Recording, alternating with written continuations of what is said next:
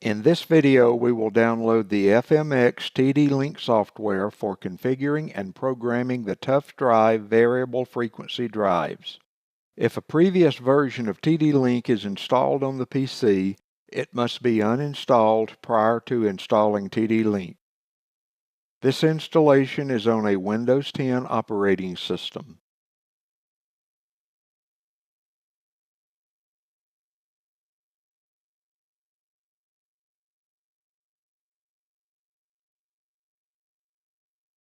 To download TD-Link software from the FactoryMation website, go to the Support tab.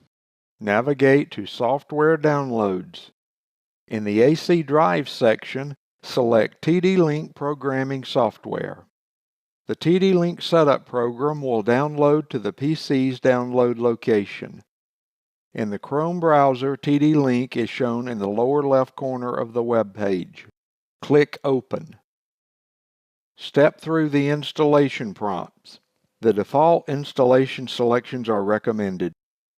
The installation will complete. When the installation is complete, check the launch box to verify installation. Click Finish. The installation process will complete and TD-Link will open.